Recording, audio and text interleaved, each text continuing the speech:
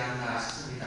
아니 추운 가운데서도 봄의 향기를, 봄의 내음을 우리가 맡고 좀 희망을 갖고 살아가는 것이 요즘이 아닌가 싶습니다. 지난 한 주간 동안 저는 겨울 휴가를 다녀왔습니다. 월요일부터 해서 어제 저녁 때 집에 들어왔습니다.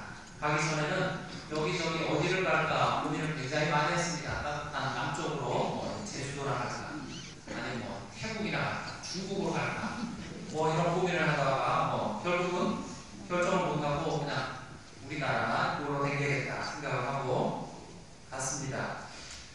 정작 떠나서는 예정에 없던 산을 몇 군데 오르게 됐습니다. 혼자 떠났는데 첫날은 강원도에 가서 정선, 고한 있는데 가서 한백산이라고 높이는 굉장히 높지만 올라가는데 그렇게 어렵지 않고 1시간 정도만 올라가면 되는 한백산 월요일 나갔고, 화요일 날은 평소에 보고 싶었던 태백산을 일출을 봐야겠다. 그래서 새벽에 태백산 혼자 올라가서 일출을 보려고 했는데 해는 떴지만 아무튼 해가 보이진 않았습니다. 셋째 날은 태백에서 바로 차를 끌고 부산으로 갔어요. 부산도 산이니까.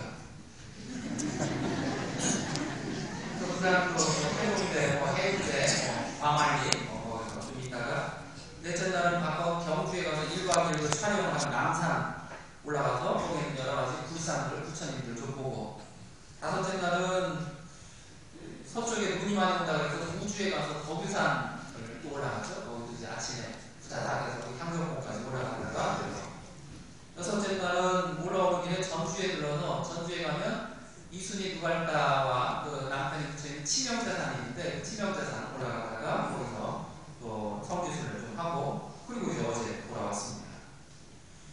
태백산을 올라가신 분은 아시겠지만 늘 해맞이를 하러 많이 갑니다. 저도 이제 너무 가고 싶었는데 주말에는 사람들이 막 줄 서서 올라가는데 제가 간 그날 화요일이라 사람이 별로 없었습니다. 아침에 새벽에 3시에 일어나서 근처에서 잠을 잤는데 새벽 3시에 일어나서 입구까지 가서 거기서 아침에 새벽 5시쯤에 이제 랜턴 하나 붙이고 이제 올라가서 완전히 눈길이니까 아이템 차고 이렇게 스틱도 가지고 그리고 이제 올라갔습니다. 올라가서 보니까 6시 한 20분쯤 됐는데 해는 7시 반에 뜨는데 1시간을 거기서 꼬박 기다려야 되는데 그 꼭대기에 찬바람 굉장히 춥고 막 얼 것 같아요. 온몸을 다 이렇게 칭칭 감았는데도 굉장히 춥고, 또 제가 목욕을 한 연약하기 때문에 바람에 날아갈 것 같아요.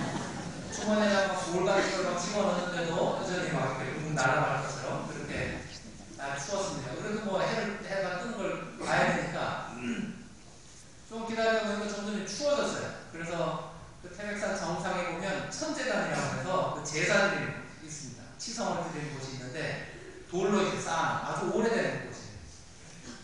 거기 안에 들어가서 좀 돌로 한 이 정도 높이인데 그 안에 들어가서 좀 바람 좀 튀어야겠다 싶어서 그 안에 들어가서 6시 20분쯤 쓱 들어갔는데 갑자기 깜짝 놀랐어요.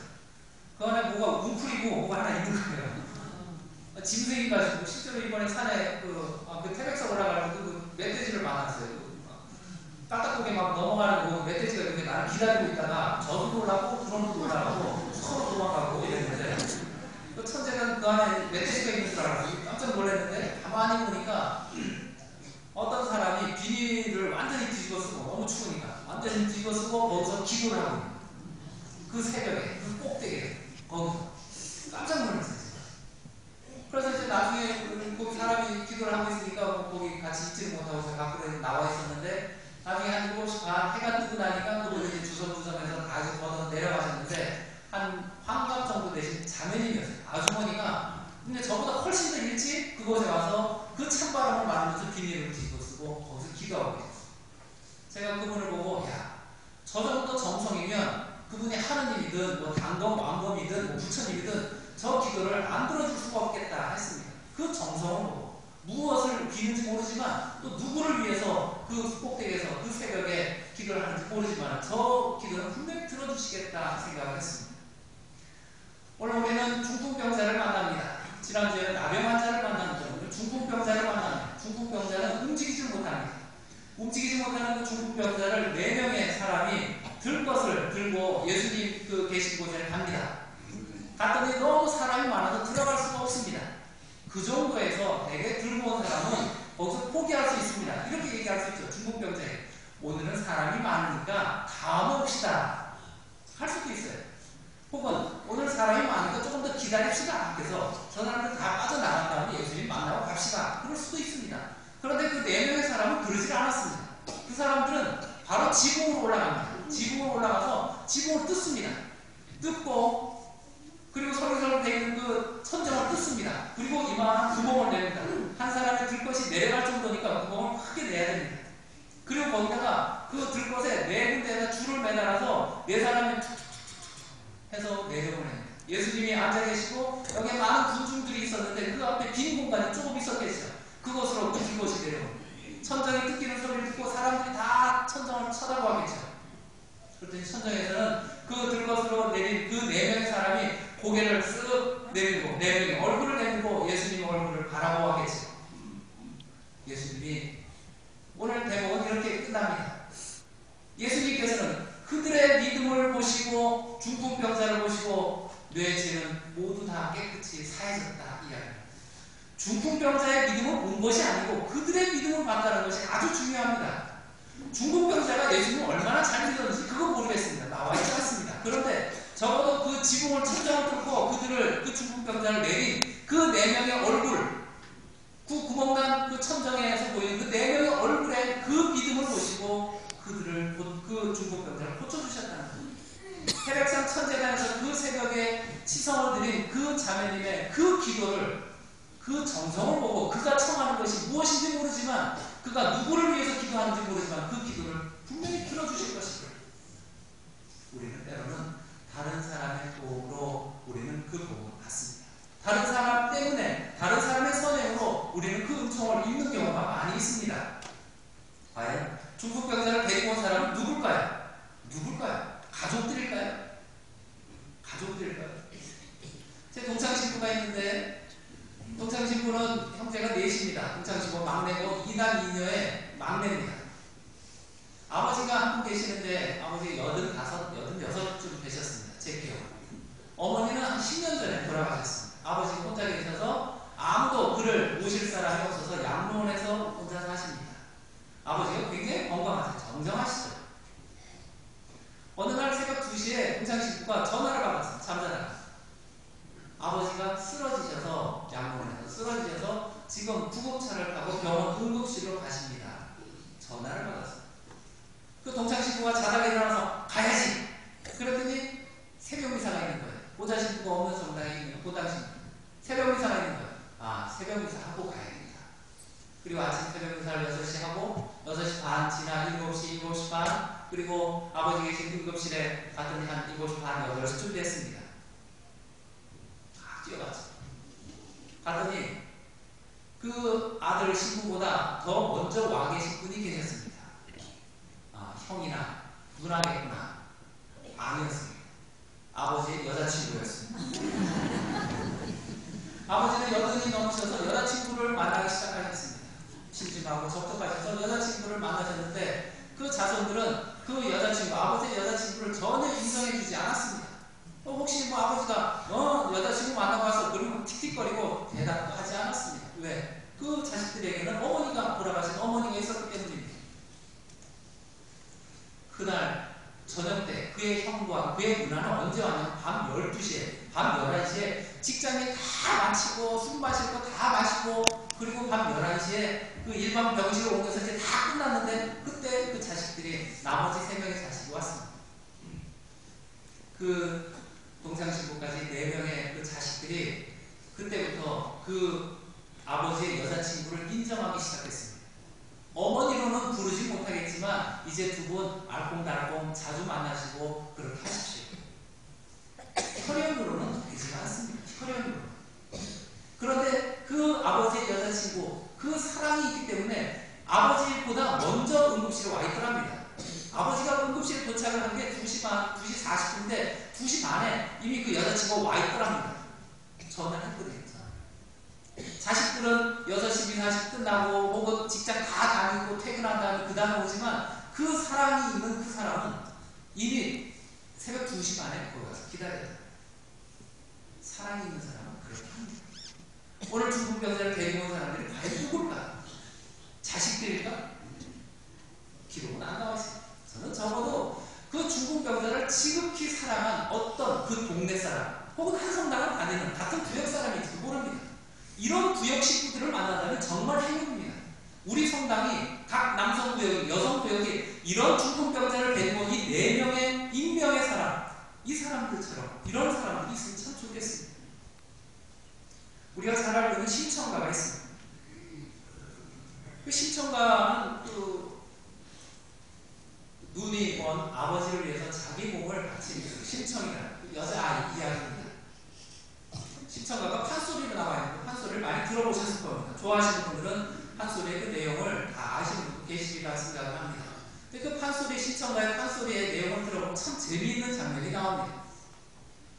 심청이가 나중에 왕후가 돼서 그 석 달여를 100일 동안 전국에 있는 소경들을 다 초대를 해서 잔치를 벌입니다. 그러면 전국에 있는 소경들 가운데 자기 아버지를 만날 수 있기 때문입니다. 그러다 결국 아버지를 만나게 됩니다. 신봉사, 심학규를 만나게 됩니다. 그리고 이제 아버지 청입니다. 그러니까 신봉사, 심학규 그 소경이 어디 내 딸 청아 얼굴 한번 보자 그랬더니 그 심학규가 눈이 떠진다 뭐 이런 그 판소리의 대목입니다. 제가 복사해 봤습니다. 제가 노래를 하라고 판소리를 그대로 할 텐데 가사만 제가 읽어드리겠습니다. 아니 청이라니 이게 웬 말이냐. 내가 지금 죽어 수궁에 들어왔느냐. 내가 지금 꿈을 꾸느냐. 죽고 없는 내 딸 청이 여기가 어디라고 살아오다니 웬 말이냐. 내 딸 한번 보자. 두 눈을 끔쩍하더니 눈을 번쩍 떴구나. 아니 이게 모두 부처님의 도술 이거다. 신봉사 눈뜬 훈김에 훈김이라는 건요 그 바람에 눈뜬 바람에 그 신봉사가 눈을 뜨는 바람에 여러 봉사들도 따라서 눈을 뜨는데 여러 봉사들은 자기 딸이 죽지 않았어요. 아무런 상관도 없어요. 상관이 있는 건 오직 같이 소경이라는 겁니다. 그런데 신봉사가 눈 뜬 김에 여러 봉사들도 따라서 눈을 뜨는데 그 다음에 잦은 머리를 들어 만자 매인이 눈을 뜬다. 어떻게 눈을 뜨는 거 아닌 전라도 순창 담양 새 갈못대는 소리로 짝짝 하더니만 모두 눈을 떠버리는구나. 석 달 동안 큰 잔치에 먼저 나와 참여하고 내려간 매인들도 저희 집에서 눈을 뜨고 미처 당도 못한 매인들 가는 길에서 눈을 뜨고 가다가 뜨고 오다가 뜨고 서서 뜨고 앉아 뜨고 쉼없이 뜨고 어이없이 뜨고 화내다 뜨고 울다 뜨고 웃다 뜨고 떠보느라고 뜨고 시원히 뜨고 앉아 누우다 뜨고 자다 깨다 뜨고 졸다 번뜩 뜨고 그 다음 심지어 비금주수 날아다니는 짐승 말다니는 짐승들까지도 일시에 눈을 떠서 광명천지가 되고 이게 신청가예요. 그 신청이가 자기 아버지를 위해서 몸을 던졌어요. 자기 아버지 눈을 뜨게 하려고. 그런데 그 아버지는 다행히 신청이 때문에 효성 때문에 눈을 떴습니다. 그걸로 끝나면 야 잘됐구나 합니다. 그런데 그것이 끝난 것이 아닙니다. 그 한 아이가 아버지를 위해서 목숨을 바쳤더니 그 덕에 옆에 있던 온갖 소경이 다 눈을 뜨는 거예요. 그 잔치에 참석한 사람뿐만이 아니고 오려고 마음먹었던 사람, 오지 않은 사람, 그 전국에 있는 소경들이 다 눈을 뜨고 게다가 온갖 짐승들 가운데 눈 뜨지 못한 짐승들도 다 눈을 뜨게 되었다는 겁니다. 우리 표현으로 깨평 이야기, 깨평 뭔지 아세요? 사투 치다가 고스톱 치다가 뭐 짤짤이 하다가 옆에서 이렇게 한 사람이 다 따면 다 딴 사람이 부자가 되잖아요. 깨평 좀 줘. 내 깨평이다라고 줍니다. 이게 깨평이에요. 공짜로 아무 일도 안 하고 그냥 덕을 보는 게 깨평입니다. 신봉사가 눈뜬 훈김에 눈뜬 그 바람에 깨평으로 오만 소경들이 오만 눈 감은 모든 짐승들이 다 깨평으로 그 덕을 본다. 대단하죠. 이게 대단하죠. 어떤 한 사람의 선행이 다른 사람에게 깨평으로 은총이 내려갑니다. 그 사람은 은총을 받을 짓을 아무것도 안 했는데 치유를 받을 짓을 아무것도 안 했는데 기적을 입을 아무런 짓도 안 했는데 다른 옆에 있는 사람이 너무 착하고 선하게 살아서 희생을 잘하고 살아서 내가 그 덕을 본다는 겁니다. 깨평으로. 이게 얼마나 행복한 일입니까?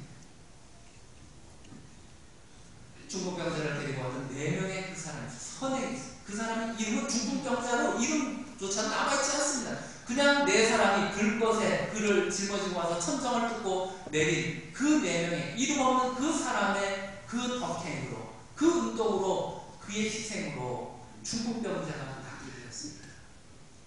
한 주간 시작합니다.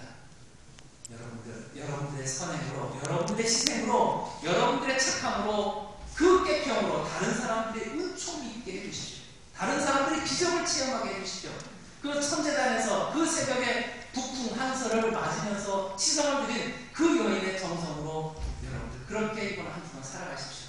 여러분들만 복을 입는 것이 아닙니다.